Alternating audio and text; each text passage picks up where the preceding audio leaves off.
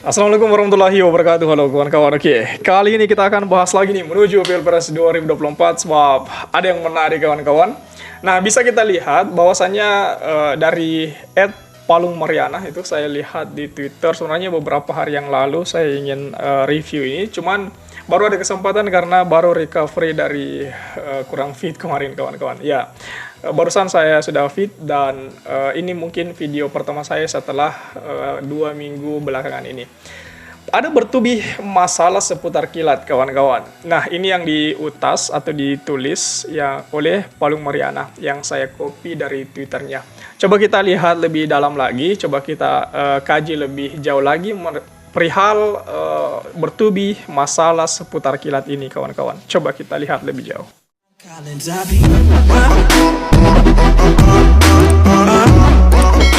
Isu receh macam Free Party, kemudian JJ Govinda, Pandawara, dan Buroh Hapot terus sengaja dimunculkan di tengah rentetan masalah yang melilit mega proyek kereta cepat kawan-kawan.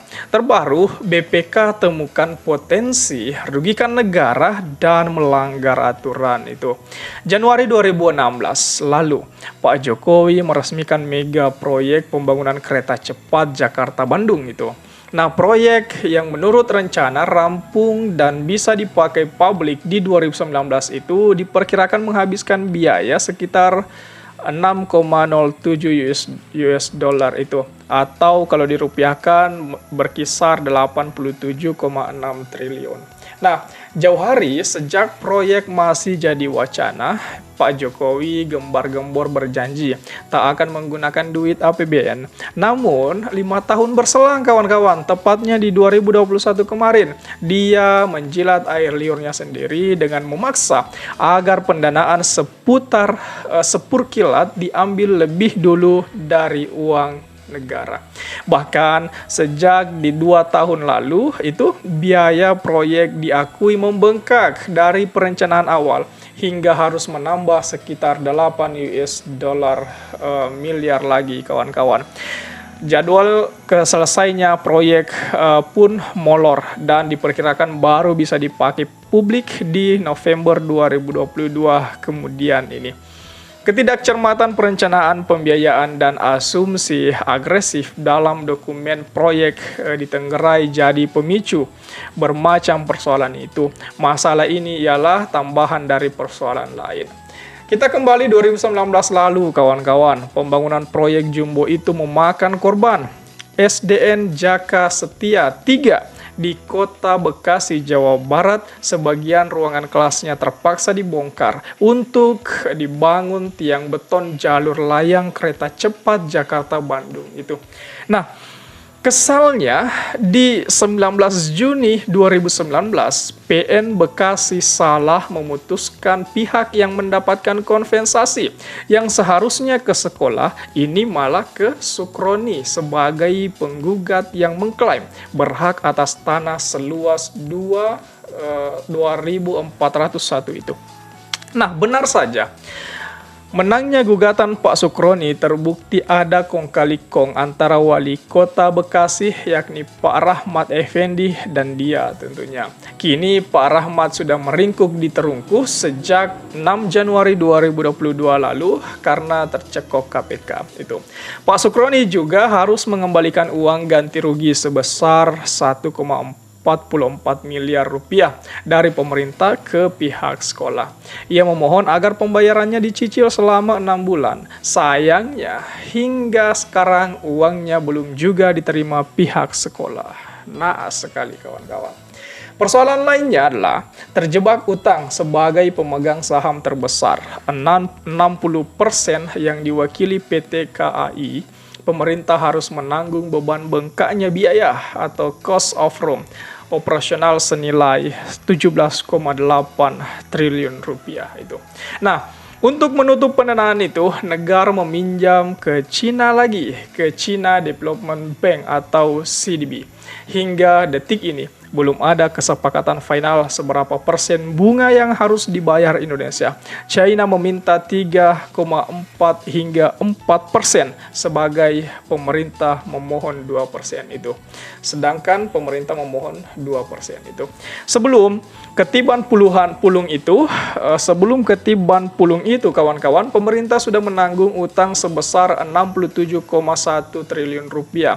Peminjaman yang pertama ini merupakan kesepakatan sejak awal bahwa 75% dana operasional kereta cepat harus diambil dari hutang dan ke bank yang sama itu, yakni CDB itu tadi, kawan-kawan.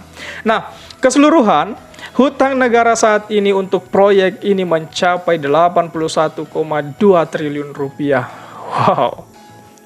Masalah lainnya, minimnya analisis membuat kesiapan proyek ambisius ini jadi tanda tanya.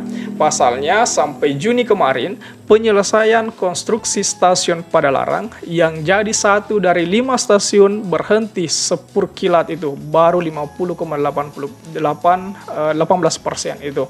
4 lainnya ialah stasiun Halim yang progres konstruksinya sudah 93,58%, stasiun Karawang 92,62% hingga stasiun Tegaluar 97,11%, dan Depot Tegaluar 83,72%. Dari 5 stasiun ini, stasiun Padalarang jadi titik yang paling krusial itu. Nah, melihat buruknya progres konstruksi, jika terus dipaksakan pada Agustus tahun ini harus beroperasi, yang ada keselamatan penumpang jadi tumbal itu. Nah, sementara itu, Juni kemarin, laporan BPK menemukan adanya selisih cost of room yang senilai 243,64 US dollar atau 243,64 juta US dollar, kawan-kawan. Lagi-lagi, sebagai pemegang saham terbesar, negara harus meminjam ke China lagi, yang memberi syarat agar dijamin lewat APBN lagi. Nah, masalah itu belum lagi ditambah dengan tidak tentunya keuntungan yang didapat pemerintah dari proyek bernafsu ini.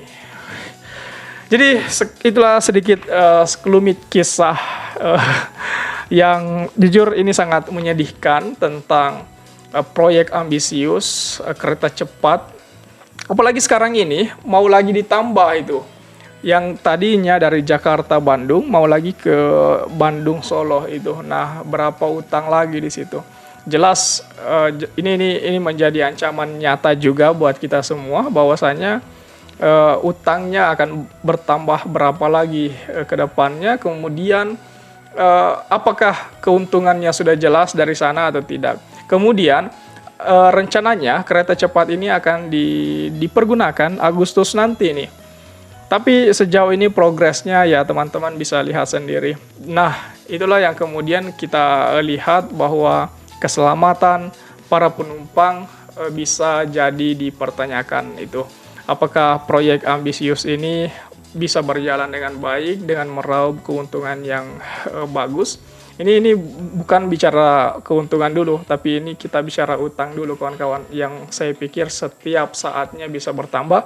Dan ini strategi yang China yang betul-betul memaksa Indonesia, memenjara Indonesia dalam bentuk utang itu. CDB adalah bank tempat Indonesia mengambil uang itu. Ya, bisa kita lihat teman-teman, kalau mau baca silakan buka di Twitter itu, ada @palungmariana, bertubi masalah sepur kilat itu. Teman-teman silakan baca di sana untuk lebih jelasnya. Dan saya pikir itu saja dulu. Bagaimana tanggapan kawan-kawan mengenai hal ini? Coba tulis di kolom komentar. Oke, share juga video ini supaya banyak yang tahu informasi ini dan juga bisa ikut nimbrung di kolom komentar. Oke kawan-kawan, jadi saya pikir itu saja dulu. Terima kasih telah tiba di sini. Jangan lupa subscribe agar tidak ketinggalan pada video selanjutnya. Sekali lagi terima kasih dan wassalamualaikum warahmatullahi wabarakatuh.